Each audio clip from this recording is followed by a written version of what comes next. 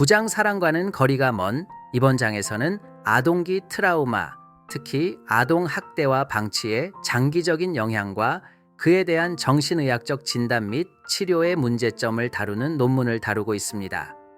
저자는 아동 학대 경험이 있는 환자들이 다양한 정신질환 진단을 받지만 이러한 진단이 실제 고통의 근원을 제대로 반영하지 못한다고 주장합니다.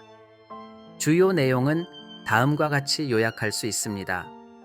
메릴린 메리 캐시와 같은 환자들은 기분 변화, 절망, 불안 등 다양한 증상을 보이며 그 결과 양극성 장애, 우울증, ADHD, PTSD 등 여러 진단을 동시에 받습니다.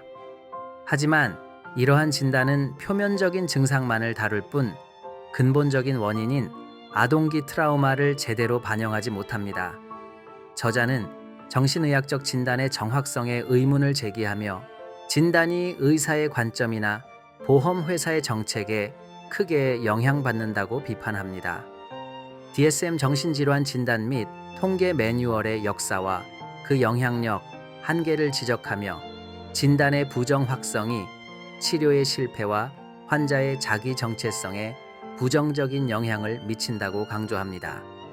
환자들이 자신의 정신질환을 마치 평생의 형벌처럼 받아들이는 현상을 예시로 제시합니다.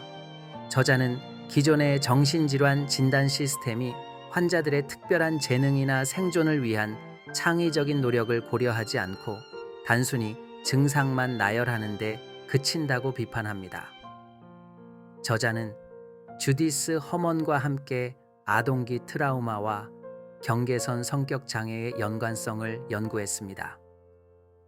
연구의 어려움 중 하나는 환자들에게 직접적으로 학대 경험을 묻는 것이 어렵다는 점이었습니다. 이를 위해 저자들은 TAQ라는 설문지를 개발하여 간접적으로 트라우마 경험을 파악했습니다. 주거 환경, 가족 관계, 어린 시절의 안정감, 규율 방식 등을 질문하여 점진적으로 트라우마 관련 정보를 얻어내는 방식입니다. 이 과정에서 많은 환자들이 아동 학대, 방치, 가정 폭력 등의 경험을 털어놓았습니다. 연구 결과 케임브리지 병원에서 경계선 성격 장애 진단을 받은 환자의 81%가 심각한 아동 학대 또는 방치 경험을 갖고 있었고 대부분의 학대는 7세 이전에 시작되었다는 사실을 발견했습니다.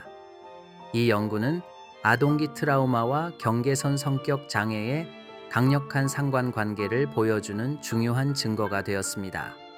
하지만 이러한 사실에도 불구하고 아직도 많은 연구에서 아동기 트라우마와 경계선 성격 장애의 연관성을 가설로만 제시하는 현실을 지적합니다.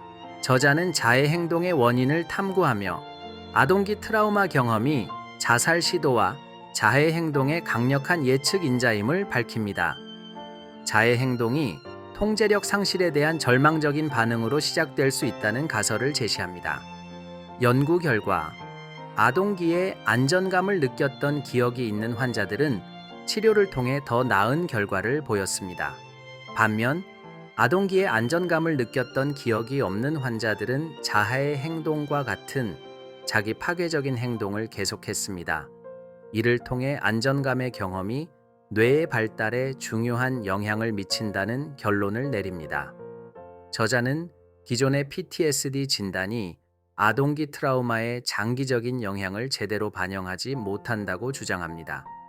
아동기 트라우마 생존자들은 특정 트라우마 기억을 명확히 기억하지 못하더라도 지속적인 위험감을 느끼고 불안정한 행동을 보이는 경우가 많습니다. 이러한 문제를 해결하기 위해 저자는 로버트 스피처와 함께 연구를 진행하여 아동기 학대 생존자, 가정폭력 생존자, 자연재해 생존자 등의 트라우마 증상을 비교 분석했습니다. 연구 결과 아동기 학대 생존자들은 집중력 저하, 과민성, 자기 혐오, 불안정한 인간관계, 기억 상실, 자해 행동 등의 특징적인 증상을 보였습니다. 이러한 차이를 바탕으로 복합성 PTSD라는 새로운 진단을 제안했지만 DSM-4에 반영되지 못했습니다. 저자는 빈센트 펠리티의 연구를 소개합니다. 이 연구는 25,000명 이상의 카이저 파머넌트 환자들을 대상으로 아동기 트라우마 경험과 건강, 행동, 사회적 결과 간의 관계를 조사했습니다. 이 연구는 아동기 트라우마 경험이 놀라울 정도로 흔하며 여러 가지 부정적인 결과와 강하게 연관되어 있음을 보여주었습니다. 학대, 방치, 가정 불화 등의 경험은 우울증, 알코올 중독, 자살 시도, 약물 남용, 폭력, 만성 질환 등의 위험을 크게 증가시킵니다. 저자는 연구 결과를 통해 아동 학대가 미국에서 가장 심각하고 비용이 많이 드는 공중보건 문제임을 강조합니다. 아동 학대를 근절하면 우울증, 알코올 중독, 자살 등의 발병률을 크게 줄일 수 있을 것이라고 주장합니다. 결론적으로 이 글은 아동기 트라우마의 심각성과 기존 정신의학적 진단 및 치료 시스템의 한계를 강조하며 아동 학대 문제에 대한 사회적 관심과 새로운 접근 방식의 필요성을 역설하고 있습니다. 저자는 아동기 트라우마를 제대로 이해하고 그에 맞는 효과적인 치료법을 개발하는 것이 중요함을 강조하며 글을 마무리합니다.